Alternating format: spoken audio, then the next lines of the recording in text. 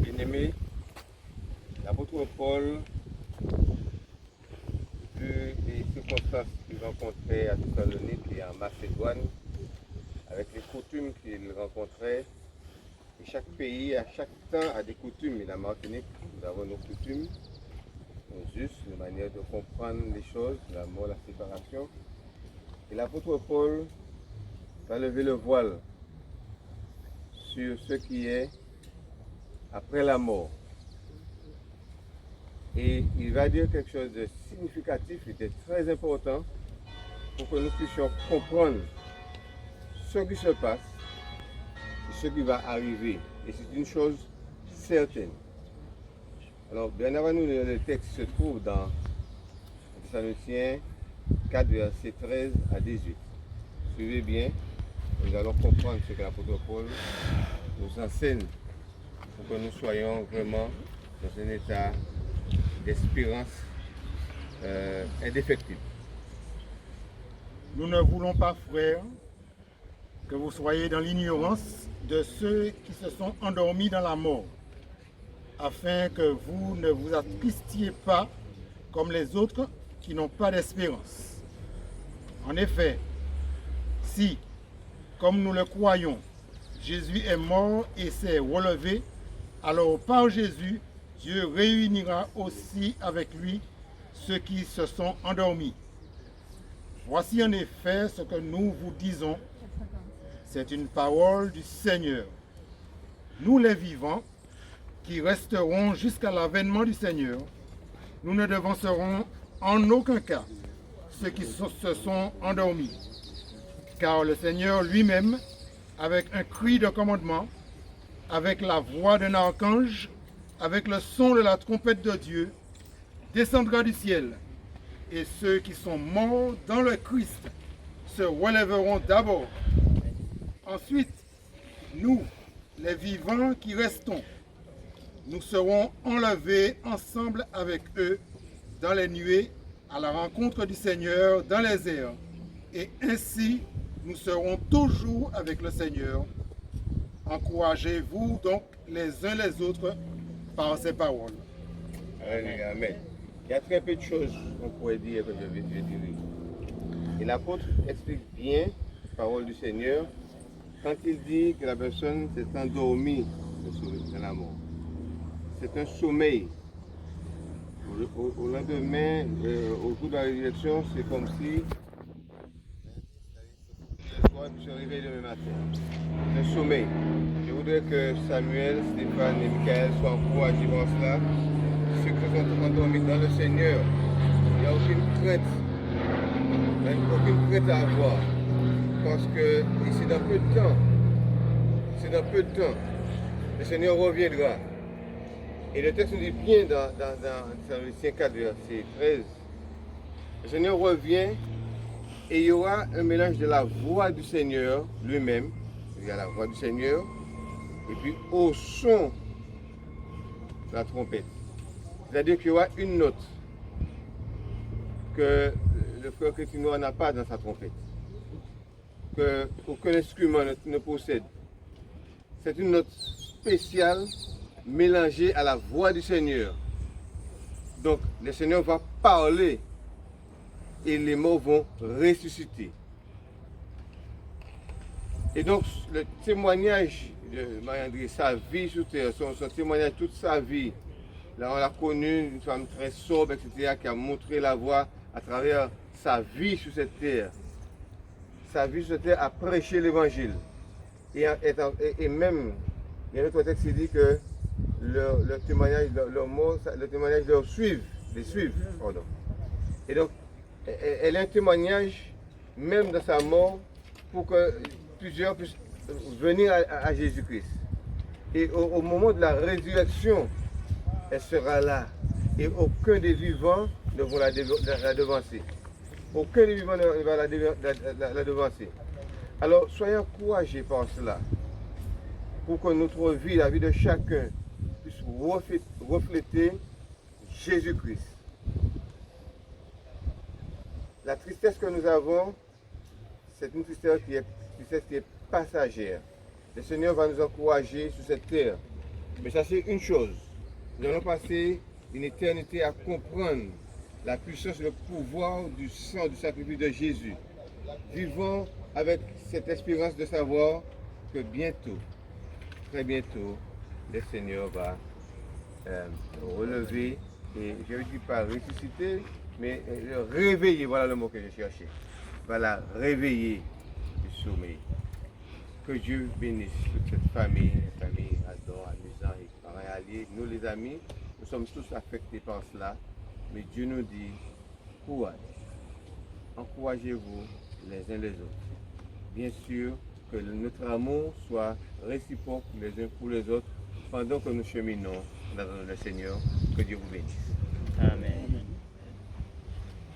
Nous allons juste implorer la présence de Dieu et aussi demander au Seigneur de consoler toute cette famille. Donc nous prions.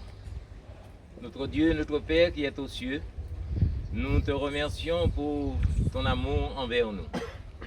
Seigneur mon Dieu, en cet après-midi, prendre en considération le cas de tes enfants, alors que nous accompagnons notre sœur dans sa dernière demeure, mais nous croyons, Seigneur, que tout n'est pas fini, parce que tu es venu sur cette terre pour faire du bien à l'humanité entière. Et tu as eu l'occasion d'assister, Seigneur, de ton ami Lazare qui était mort. Mais tu es le Dieu de la résurrection. Et nous croyons, Seigneur, dans ta parole. Nous croyons que ta parole, tu nous l'as donnée pour prouver que c'est une source de consolation pour chacun de nous. Puisses-tu, mon Père, bénir cette famille. Famille Radon et Amusant et la famille à côté.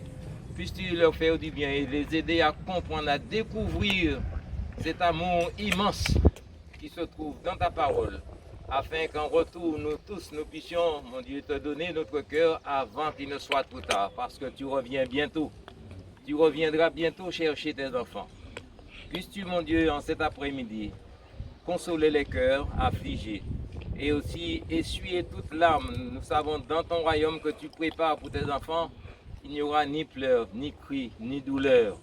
Toutes ces choses seront passées.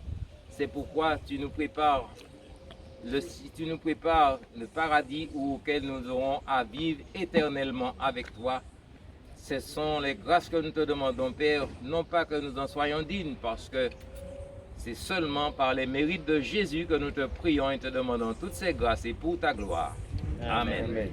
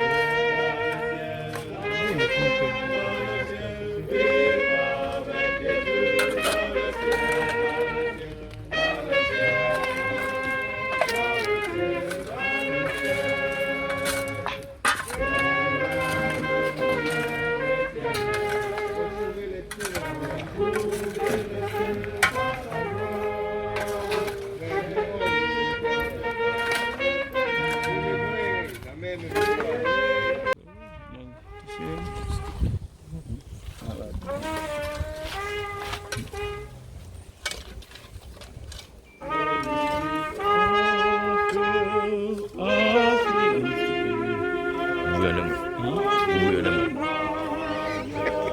Bouillonnement.